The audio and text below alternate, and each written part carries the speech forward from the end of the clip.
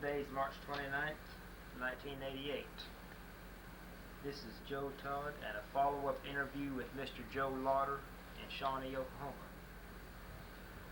Oklahoma. I'd like to get some more information on the Oklahoma. When you went on board, where was your station for general quarters? When I went on board, my station was with the captain of the ship. I was the orderly during the general quarters, and I was supposed to stay with him at all times. What were your duties when you were with the captain?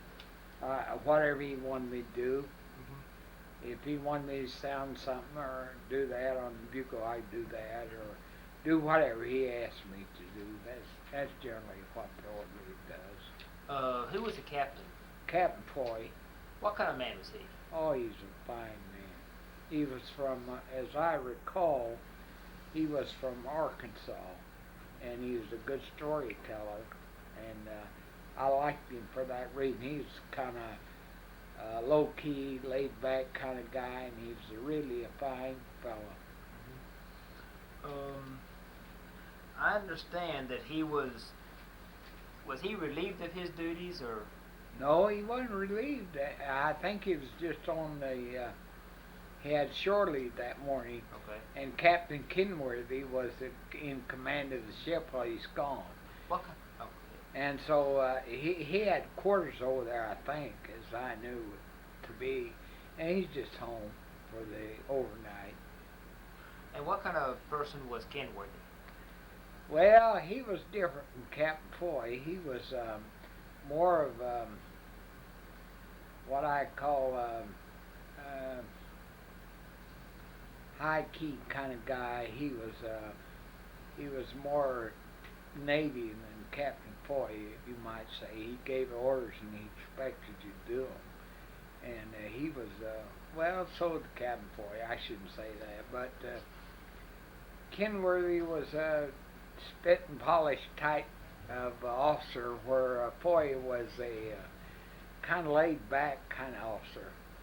And that's the way I viewed him anyway, and I didn't know very much about Kenworthy, except, you know, he's the exec and all that type thing, mostly. Where was your station during abandoned ship? Abandoned ship?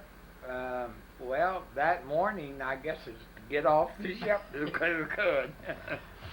But abandoned ship, if it was out to sea or something like that, I was to go up where the captain was. I wanted it in the wheelhouse, because that's where the captain usually stayed.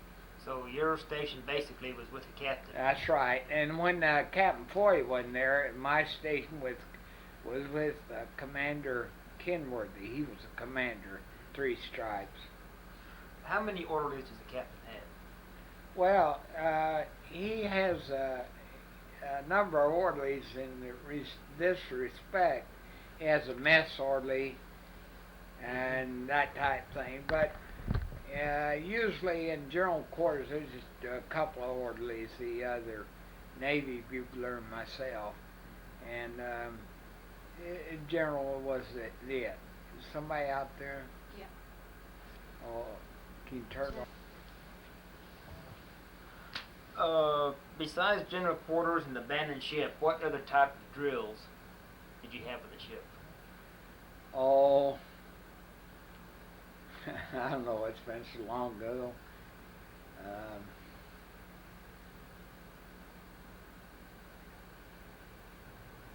They had a drill for mess call. I used to do them, and used to do. But you're wanting drills. I don't know if there's any other drills. Fire drill? Well, we have a fire drill, sure. What do you do during fire drill? Oh, yeah, they have different stations for different people, and you set the airtight doors on the ship so it doesn't, and then you go to your station for fire drill. I don't know what the different stations for different people, because I usually want the captain. That's the same thing. A lot of the people I talked to said that the Oklahoma wasn't as regimented as some of the other battleships. Yeah, I heard that, but it was good duty on the Oklahoma. And as I said before, Captain Foy tended to be a laid-back commander. And when you're laid back, you don't regiment as high as you would with a spit and polish commander.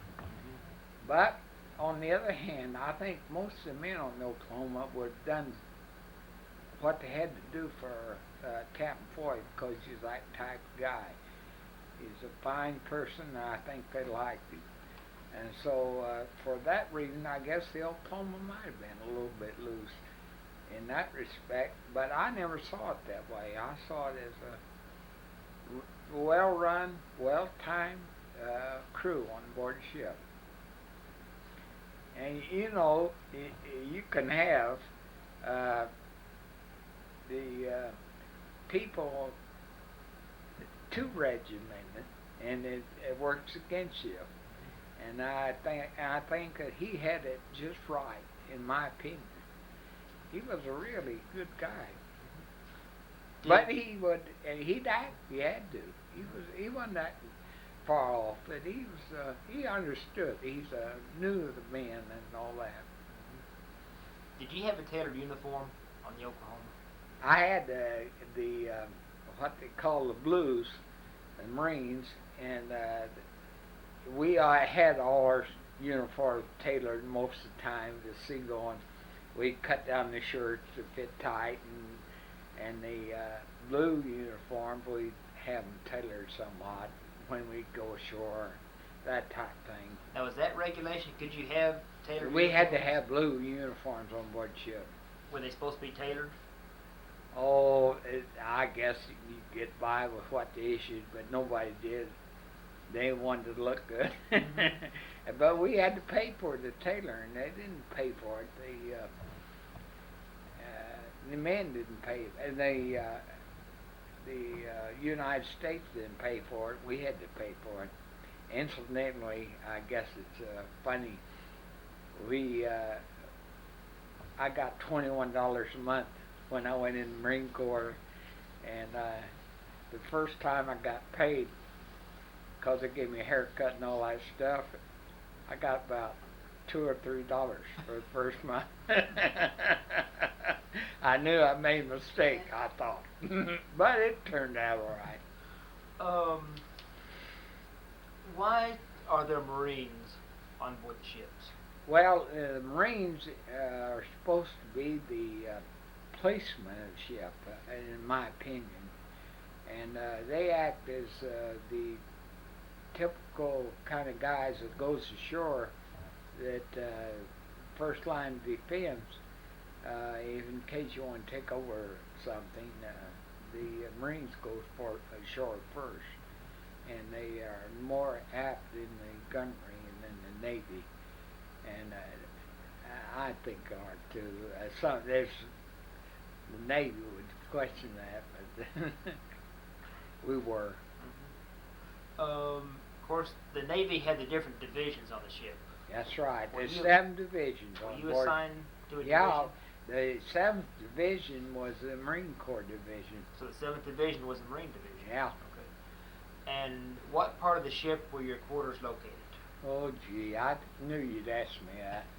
It seemed like to me, as I recall, they were a little aft, about a deck or two below the what we call a poop deck, or the main deck. I forget whether it was 1 or 2 decks below, but we had bunks on board ship. We didn't sleep on the hammocks. I don't think anybody slept on the hammocks on the battleship, but we had regular bunks. I was going to ask you to describe your quarters. Oh, they were pretty bare, really. They had about 4 or 5 deep up and down bunks, and you had about maybe 2 foot, or not more than 2 foot between you and the bunk above. And we had lockers, which were about Oh, it seems to me they'd be about 18 inches square. They'd had to put all your clothes in, your skivvies, and that type thing. And you kept your uniforms in a sea bag. And usually, when we was over in the Pacifics, we wore khaki all the time, and we didn't have to worry about folding them up and putting them in the locker, you know. Did you wear the shorts over there? I don't think we did. They didn't have shorts then. Okay. As I recall, they didn't. Who is your division officer? Well, it's a Marine captain on board ship. See, that's the same.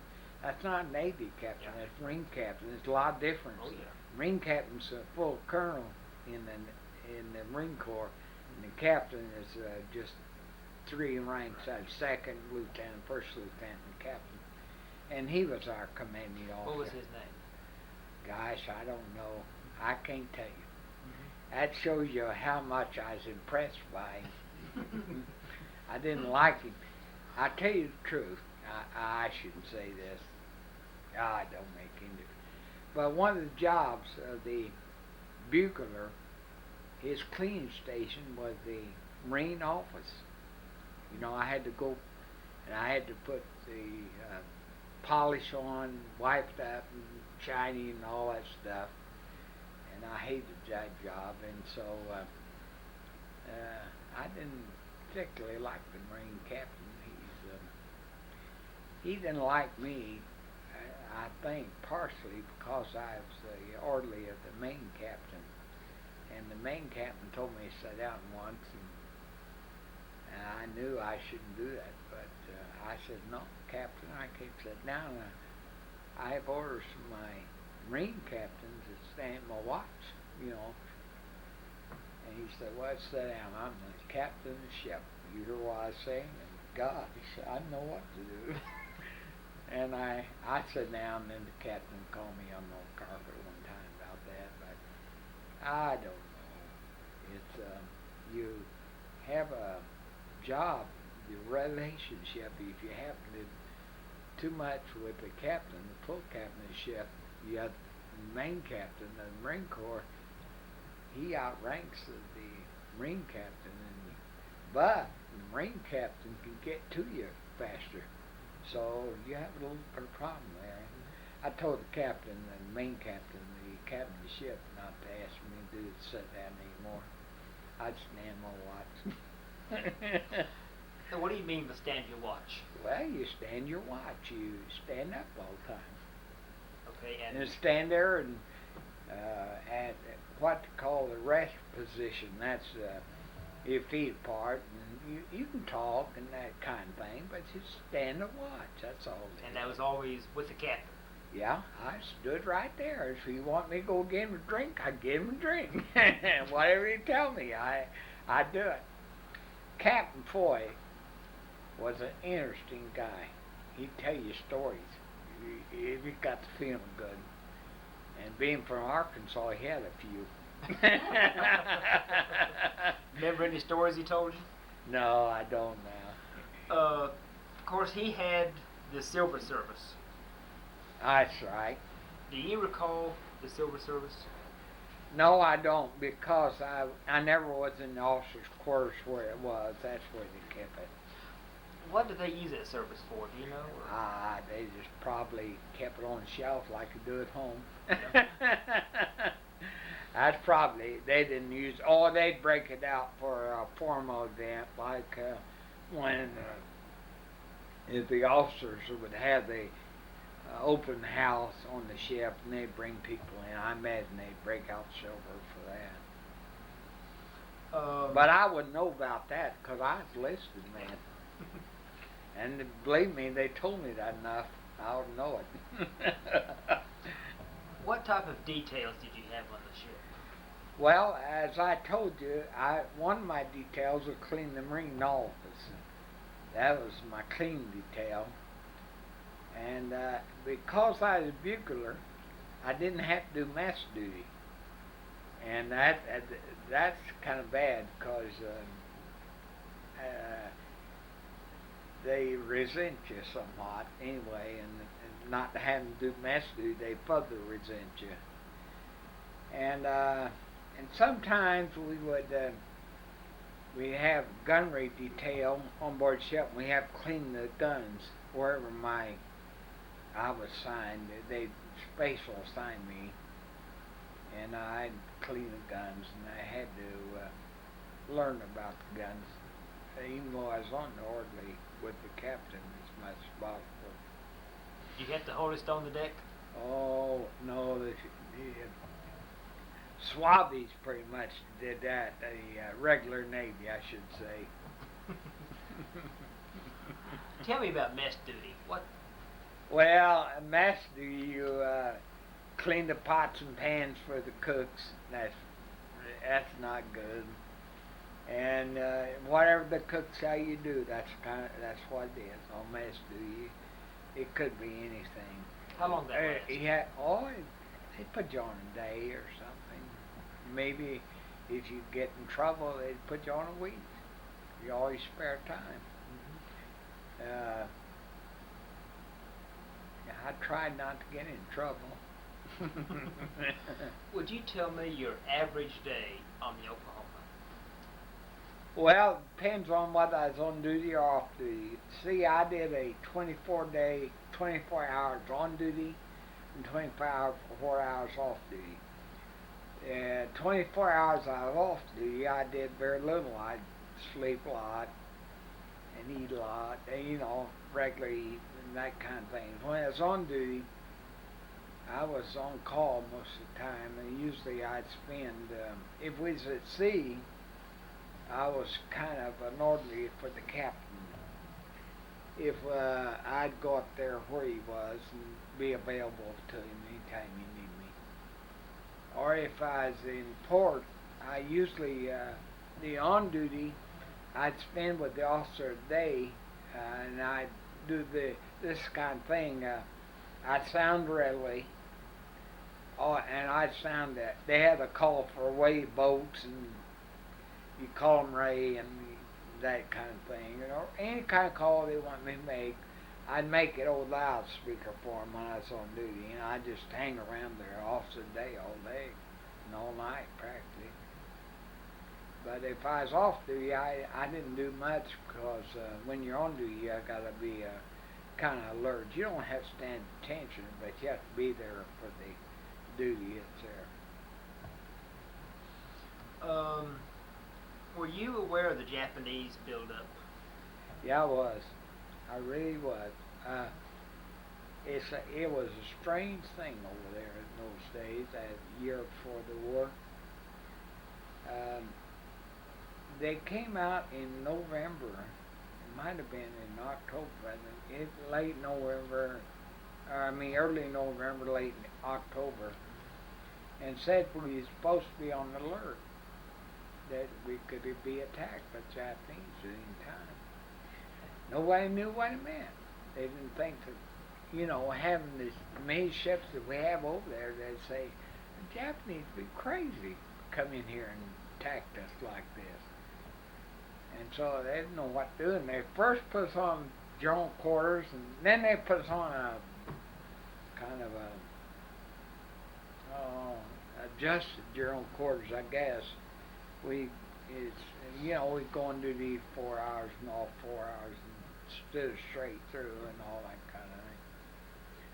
But I think we all knew we was going to get in the war. And I really, to this day, think that President Roosevelt knew he was going to be attacked over there, but he thought the attack would be so limited that it wouldn't make much difference.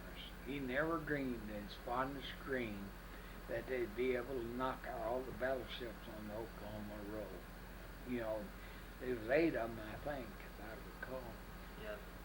And never in his fondest memory that I think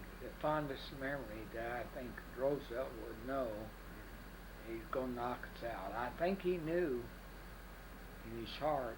If not, he didn't say it. But I bet he knew in his heart. And the General Marshal and that bunch in the inner circle, they probably knew we was going to be attacked over there. you see, you have to remember what's going on at that time. I think Roosevelt and his generals won us in war, but he spouted off so much about peace in our time that he couldn't bring himself around to say we got to get in the war. And he wanted us to get in the war to help out Britain and all those other countries, and I think to this day he knew. But I have no way of proving it. There's nothing that I could say to prove it, except the occurrence of the war.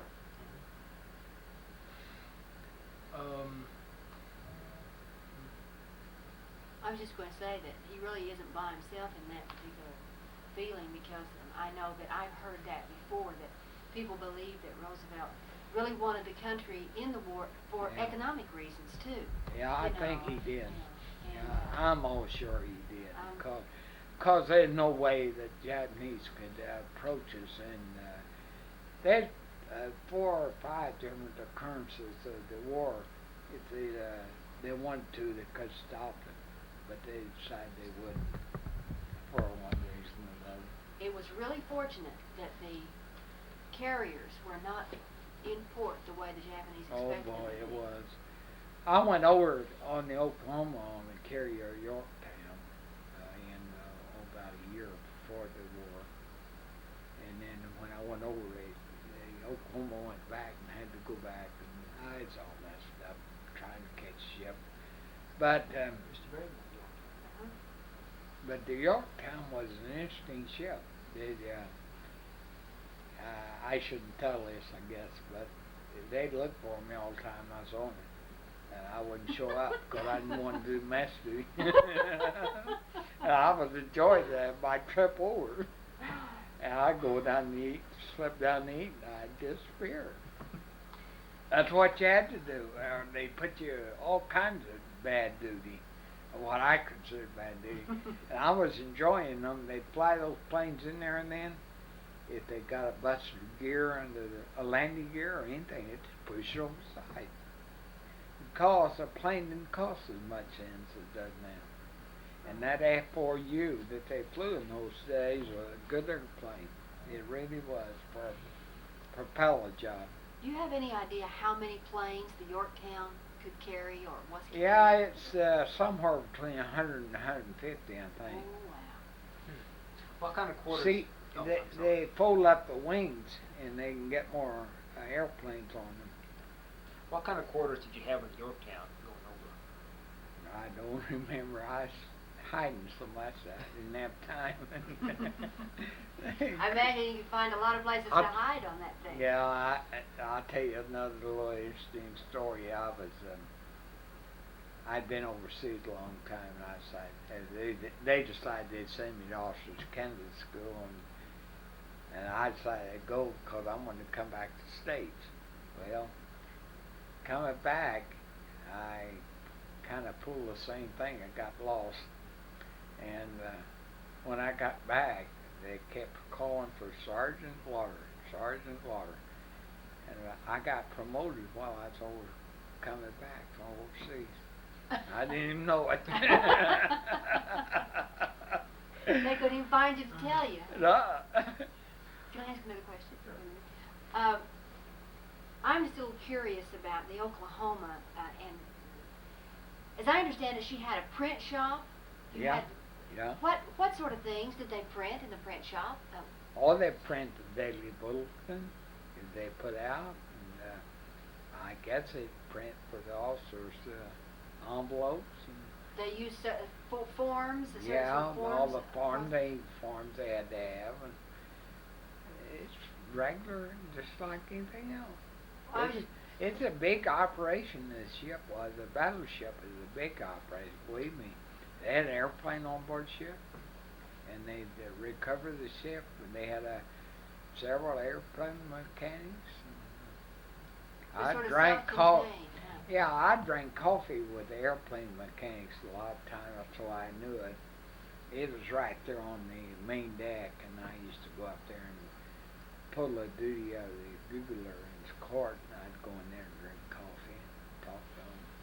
How many mess areas, mess hall areas, were on that ship? Do you have any idea? Well, I think as far as I know, there's just one. It Just was one. a big one. As far as I know. Now, none of the officers or chiefs sat there. You was a gunnery sergeant or your chief, you had your own quarters, and the officers had their own quarters. I see. And then all this. They were all together in one big mess hall. Yeah, how'd you like to eat beans and cinnamon rolls for breakfast? It's not what you call a balanced diet. Or maybe it is. I don't know. I'll tell you something about the Navy, though. Believe me, they know how to feed you. Well, I would assume that they would. You know. It was a lot better than the Marine Corps trying to feed you. I'm going to ask one more question, then I'll shut up. Okay. Go ahead. I was just curious about, you were mentioning the Marine captain. Was there ever any occasion when there was a conflict between the command, the Marine Corps captain, and the captain of the ship? Oh, a little bit, I guess. But they kept it down because they didn't want to interfere with each other. They got along all right. Well, I just wondered what. We mentioned the contest. Well, true, but I just Yeah. wondered whether it ever interfered at any time with the The running of the Marine ship. You know? Marine captain, he's smart enough to know that he can't go against the Navy captain, so he wouldn't do that. When I had my little conflict, the Navy captain says, he says, Captain Foy says, I got a lot more bars than him. I'm the main guy here. And so you tell him that. And I said, no, you tell him, Captain. No, not me. I'm not going to tell our captain. I'll stand up. Marine Corps was a highly regimented outfit. It's a lot more regimented than the regular Navy, even on board ship. And they had better control of us than the Navy did. The passageways in the ship. How big were those passageways? They weren't very wide, as I recall. They about this wide. I guess about 3.5 feet, something like that. Now, Maybe 4 feet. Yeah, what was at the most. What was on the sides of the passageways? Well, when you opened up they had a little. A lot of the passage. Are you talking about going up or just on the passageway? Well, both Anywhere? really. Yeah. Well, it would vary the passageway, but on the side they usually had a brass rating that would run in there, and you had to polish it. And the Navy believed in brass ratings, really. I polished them enough too. You know the anchor that they have down in front of the hotel? My job, when it came into Bremerton, Washington, to paint the ship, my job was to chip the thing in one time. So we all had assignments, and so I chipped the anchor. That's a big anchor. Sure is. What do you use to chip paint? Oh, just regular. I've seen it just the spray. You ever seen a crowbar? It's Yeah. just like crowbar. It's something like that. Till it comes off. The decks inside the ship. What are those decks made of? Steel? Steel. Oh, no, they're not. Well, underneath there's steel and wood on top, as I recall. And how thick is the steel on those decks? Oh, it must be. I don't know. I never had occasion to know that. I imagine they're 2 or 3 inches thick. Oh, the battle wagon's awful heavy. The outside of the ship. The outside ship was about that wide. About, The bulkhead, yeah, but about a foot. well, it probably is, or Is 10 that all? inches anyway. That's all armor plating. That's steel. Steel. Hmm. Tell me about the Blister Ledge. I don't know. I don't know what you're talking about.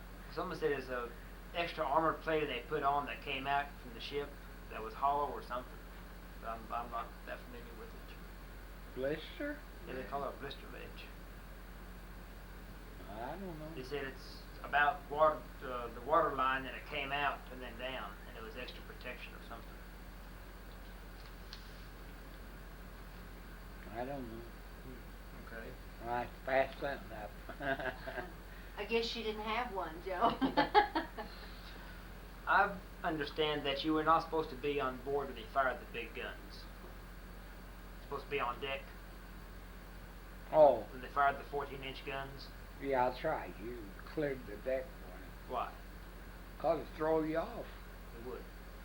Boy, it's concussion. Boy, it really a big concussion. You have to think. Remember, them big shells are 12 inches across, and it took a piece of dynamite about that long to propel them.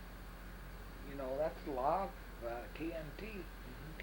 And and they're afraid if you go on deck that would throw you off concussion wise.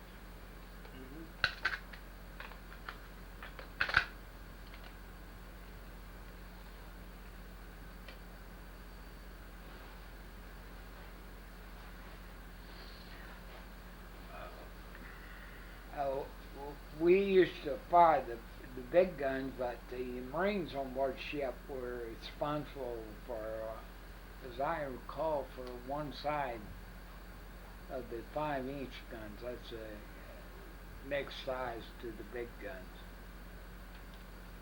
I don't know why they had the big gun. They wouldn't be effective now. By the time they fire them, it's too late now. How many big guns did the Oklahoma carry? Well, let's see. I don't know. Let's see. I imagine there were 5 of them, or 6. Forward and about 6 aft. I imagine there was 10 maybe. A lot of They had noise, so were they all had going. elevators that brought the shells inside the turrets, and they'd bring them up, and they could had the guys take the shell out and shove it in. And How long did it take to load, fire, and reload, and get ready to fire? Oh, those guys used to be pretty good at it. Let's see. I don't know. I suspect it's less than a half minute. They can do it in a hurry. We talked about the morning of the attack. Is there anything that we didn't discuss about December 7th? Did I tell you that when I went on the Maryland about firing the gun on Maryland? No. Well, I got over on Maryland and I told them I was a Marine, and they said, "Well, get up there and you're a trainer now. You know, that's, you know, up or down." And we took the 5-inch guns, about that big around, you know. That's a big gun. You don't fire at airplanes with those guns, but that's what we were firing at that morning, trying to hit the airplanes. And the shells was going up and landing in Honolulu. And to this day, they think it bombed in Honolulu, and they never was bombed. You know what it was? It's our shells going up in the air. We had to train high to get the planes. We had a good trajectory, and just zoom over in Honolulu. Now They later proved that. The trainer, is that the one you raise and lower the guns, or right and left? Which is, I don't know anymore. One's the trainer, one's the pointer. I don't know which is which though. I imagine I don't know either. Yeah. I thought it was trainers up and down. Okay, probably is then. The pointer's right and left. Yeah, that's right. Yeah. How did you get your ring off the Oklahoma? Well, I tell you what, when I came back there, I went over to Maui for a while, which is one of the Garden Islands of Hawaii. I came back through there and they pulled that ship, they turned it over.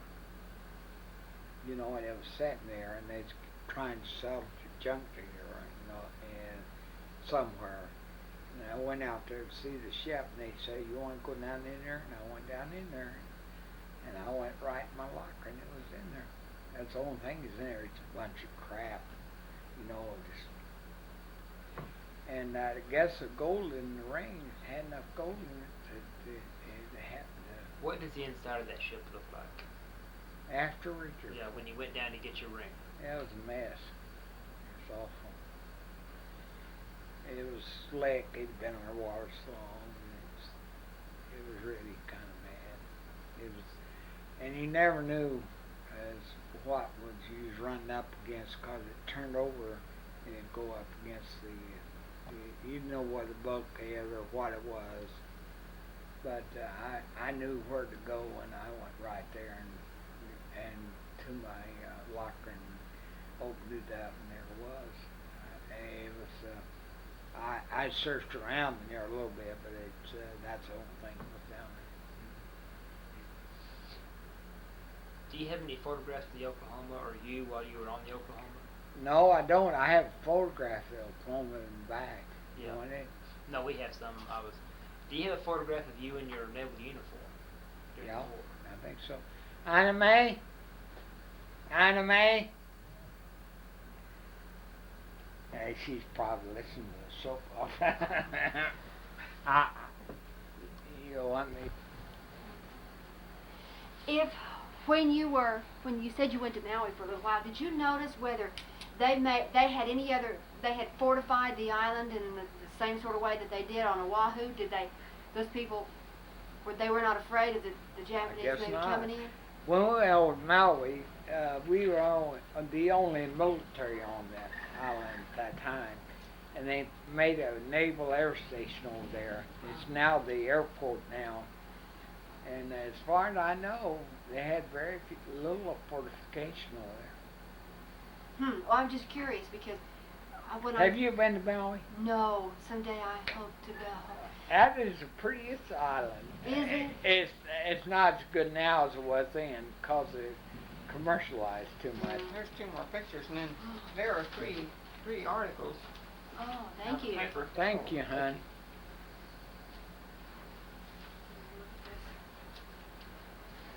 Someday I'm going to. Oh, here's 2 more pictures, Joe. Nice. You can take any of those pictures you want. I was talking to a lady this morning. I imagine that picture right there is the one that's as near what as on Oklahoma as you can get, because I didn't have any rank. I was PFC or bugler or something. But it doesn't have any ribbons there, does it? No, just your. Yeah, just the gunnery medals. Yeah. Yeah, that's it. That's probably was me when I was on the Oklahoma.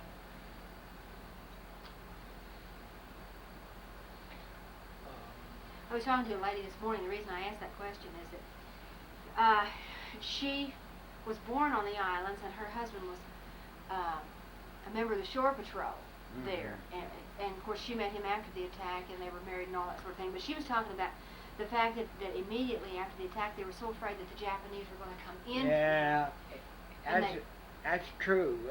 If the Japanese had put in a few troops, they could take them over the island easy. That's what she said, that they were just picking, just a We sitting were up there. disorganized so that they could have come in there and lined us up and got us going. That's what she said. She said also that immediately they had barbed wire out everywhere, you know. Yeah, they did right afterwards. But I don't recall, except around the air station, they had even machine gun nests. They had a few around after that for the military, but just around the airport, but that's about all. Maui is a garden island out over there, and I'll tell you, it's still beautiful in spots, but they commercialized it too much and ruined it. When I first went over there, I met a couple of gals there, and they take me home to eat and all kinds of stuff. And there's nothing prettier than a Japanese girl, or not Japanese, Hawaiian girl crossed with a Portuguese or something like that. They have a fair skin. Boy, they're pretty. Have you been back since the war? I've been back a couple of times. I went back for 45th reunion and I went for the 40th reunion, and if I can get well enough, I'm going to the 50th. That's in '91. But I don't know. It's not the same. The Japanese have taken over all that islands, and what they couldn't beat us on, they're now buying from us. That's true. It makes you sick what's happened to our country now. Don't get me started on that. No. Let's see, anything else? How many decks on the Oklahoma? Well, that's an interesting question. You see, you have the main deck, and it goes up about 3 or 4 stories. I don't know whether you call all them decks or not. I guess you do. Oh, and below deck, are you talking about below deck too? Yeah, okay, let's start in the very bottom of the ship. What's in the very bottom? Well, they usually have the engine down there. Okay, that's in the bottom. Yeah. Okay, and what? And the oil. Okay. Oh, I imagine there is from the bottom to the top, there's at least 10.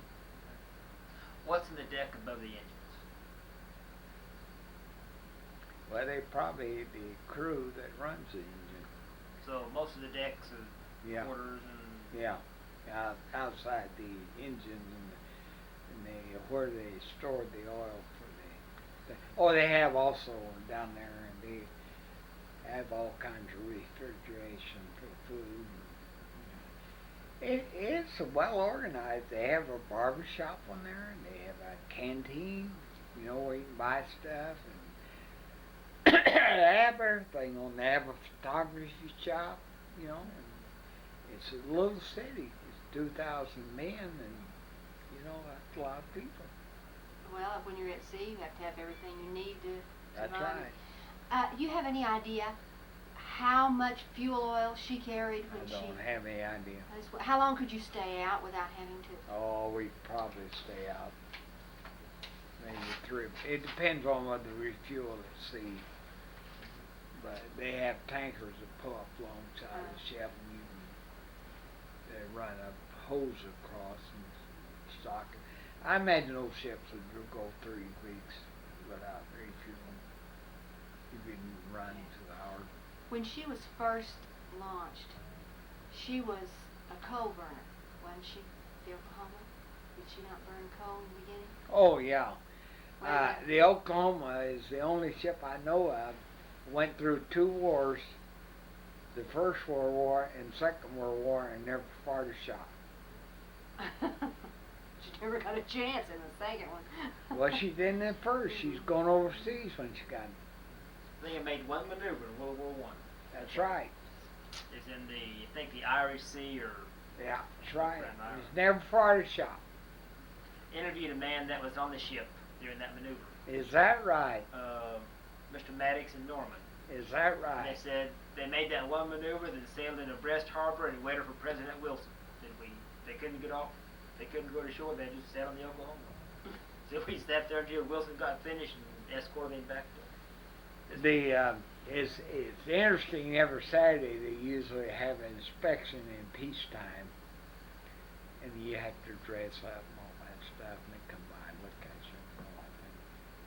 Well, the people that clean the latrines and all that stuff for the inspection have to hide them someplace, because they can't get cleaned up for the inspection. And so they go down there to what he calls the lower decks, down there where he couldn't find them. They play cards. I tell you, it's funny. The officers, they knew what was going on, I'm sure, and they just blinked their eyes. Ever get in trouble on the Oklahoma? Me? Yeah. Not a time.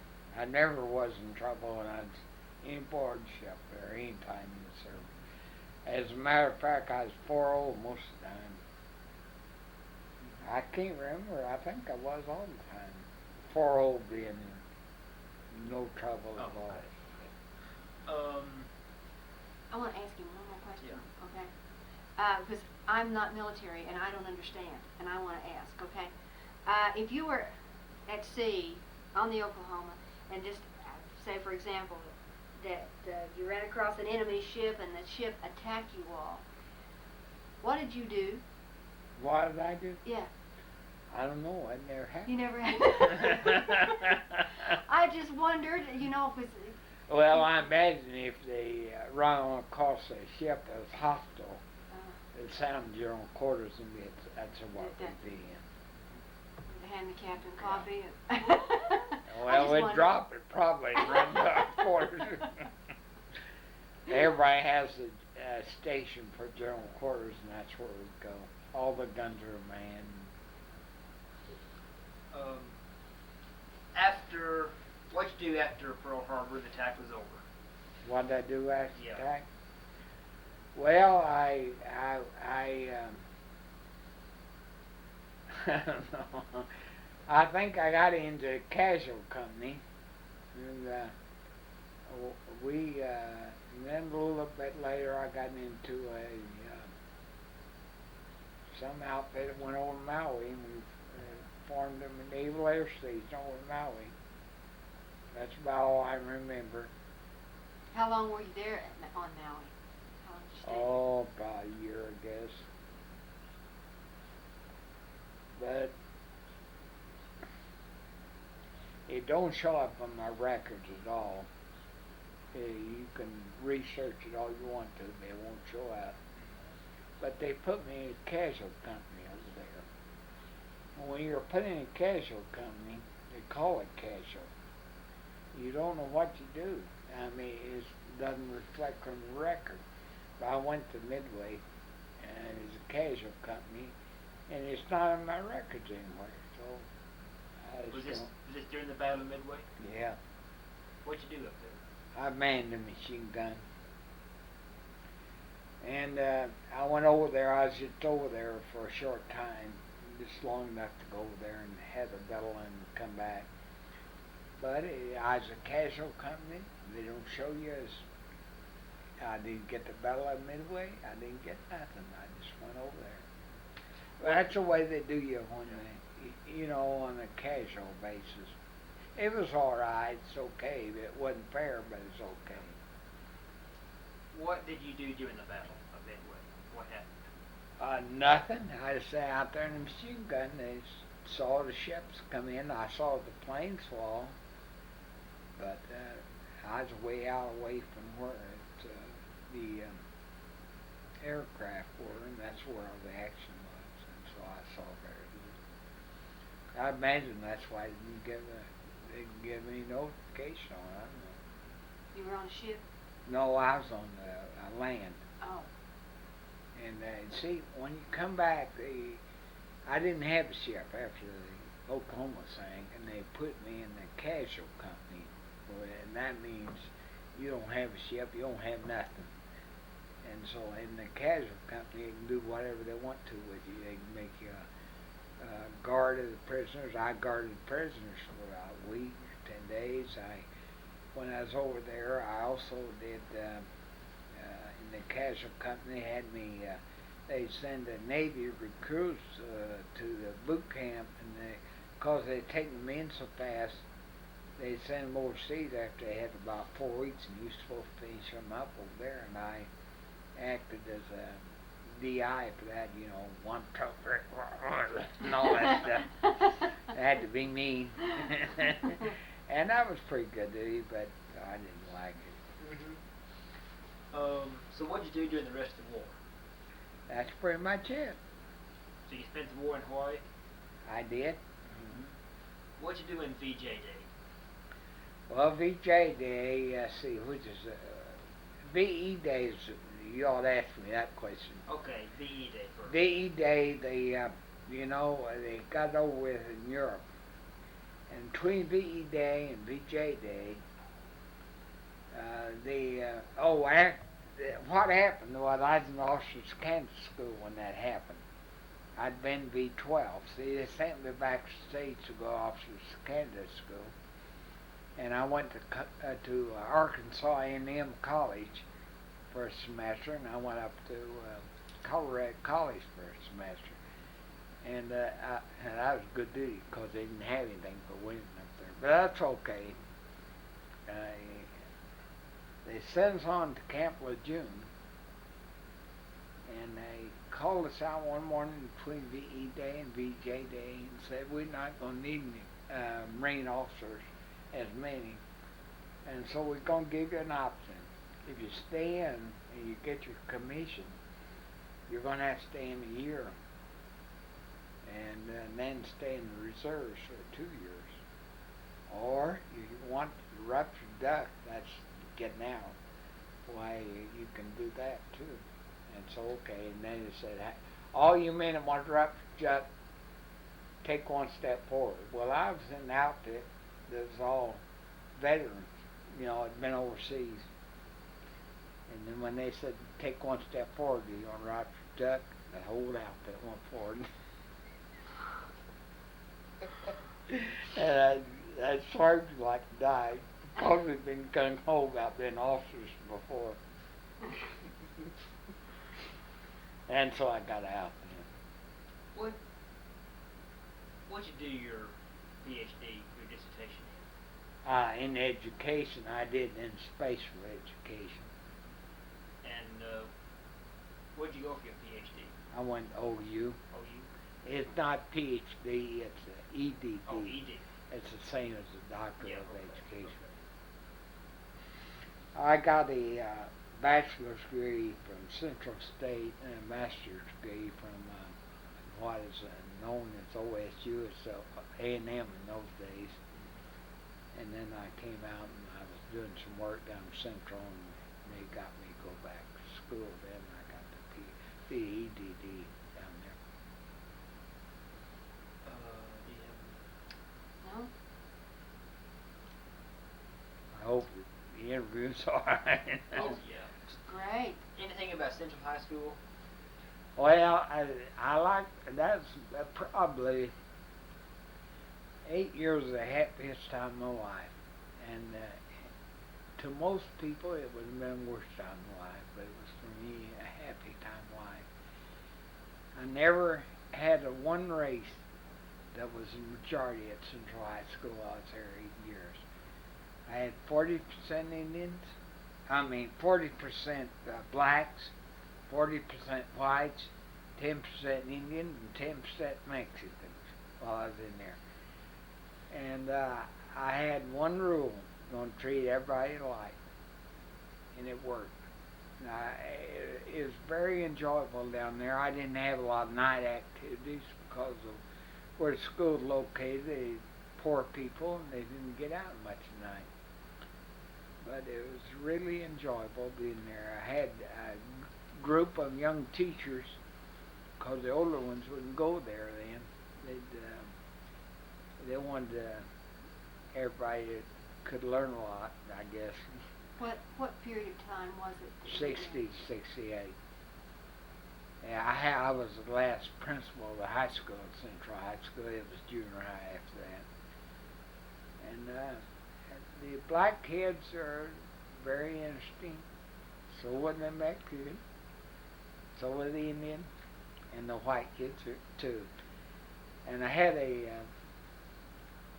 one time I talked to the kids about having, being proud of themselves, and one thing and another. The blacks could do it. They had their Martin Luther Kings and whatever. Indians could do it. They're proud of their heritage. The Mexicans could do it. They're proud of their heritage. The whites didn't have nothing. But they were good kids. They laughed about it and they going. And they painted a mural there when I closed out there, about a year before I closed out, in which the faces of the four were imprinted on the wall. And I had an Indian paint that painting. What was his name? Gosh, he's painted a lot. But anyway, he painted a mural of the four faces on the wall. And every one of the faces had an Indian nose. Or the black, they have an Indian nose. White, they have an Indian nose. And I think he did deliberately. Oh, Belindo was his name, Dennis Belindo. And old Dennis, I accused him of it. I said, I think you gave him all an Indian nose. He looked at me funny. He says, you wouldn't notice that, wouldn't you? But it was all right. It was kids one. Was this in that beautiful building downtown? Yeah. The old high school. Yeah, the old high school. How many students did you have in that building? Well, I during had the the year? junior and senior high school there in those days. I had about 2,000. Oh my, that's a big school. And I only had one assistant. Now they'd probably have 4 or 5. But I had a good one. He was a good How man. large was your staff of teachers there? Oh, I had about 100. Oh, that's a good sized staff. With 2,000 students, that's a large number of students. I was teaching here in Shawnee at the same time. Oh, you was? Well, is that thing off? No, it's still I going. can turn it off if you want. That turned off, and then I'll tell you about Shawnee. Shawnee's an interesting place. They don't want good superintendents over there to run them all. That gal they had, Uh-huh. in my opinion, she was a good one. She's strong, and she wouldn't let them get her, kick her around, and all that kind of stuff. And they finally run her off. Yeah, well, they did It that. It made me sick. She shouldn't have done what she did. I admit that, neighborhood and schools, but dang it, everybody they get over at Shawnee, they run off. Yeah, they do that. I don't know. They're kind of hard to get along with. They are, You know? for a fact. They really. I are. like them over there, but Shawnee is notorious for that. And I applied for the superintendent schools at Shawnee at one time, about before I went to Central, I think. And I came over here and looked around. I decided I didn't want any part of it. I can understand that. I was. What did you teach here? I taught speech and drama at the high school. Oh, you did? Mhm. And then I taught some at St. Gregory's for 2 years, and then I did a little stuff at OBU. But I What? spent 4 years at the Shawnee High School. You're of not course, the I graduated. Attorney General's wife, are you? No. She teaches something over there. Yeah, no, my name is Judith Mitchner. No, as a matter of fact, the Attorney General was a student of mine. Well, I wouldn't doubt that. He's a young guy. Yeah, he is. He was a student of mine when I was over there teaching. I speech. think he's a nice guy. Yeah, he is. But, you know, politics is another whole matter. They don't want, in my opinion, they don't want a strong person over there. I don't know what it takes. I think that gal was strong. She was, and I think that instead of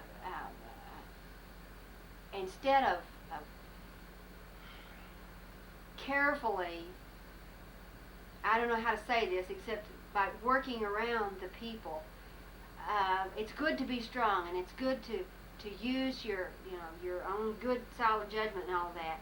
But instead of letting them think that they were having something to do with what she was doing and having, instead of psychologically, she simply didn't handle them very well. That's you know, right. and She didn't do that. I think she's too strong for her own good. yeah, that's it. That she just Yeah. didn't stop to realize that there's several kinds of strength. But, it's. They I don't like take well. Shawnee, but guys say I don't know what they want. Well, I don't Everybody think- they run off. I don't think they know what they want. They hired a man over there for the principal. Oh, was the man for there's a woman over there. And there was a man before him. He had a doctor's degree, and I thought he was pretty good. He's the principal in Oklahoma City and all that. Shoot, they ran him off. I can believe that. You know why? Because his wife was teaching in Louisiana, and because he came up there and didn't. His wife didn't want to leave Louisiana because she had 1 year to go. Well, I can understand that. But they thought he's up there fooling around, I guess. They're kind of hard-nosed about some Yeah. things, and once they get an idea, it's hard to How change long their minds about it. since you was over there at Shawnee? Oh, my last year of teaching over there was, let's see, I went to work worked for the tribe in '79. My last year teaching at the high school was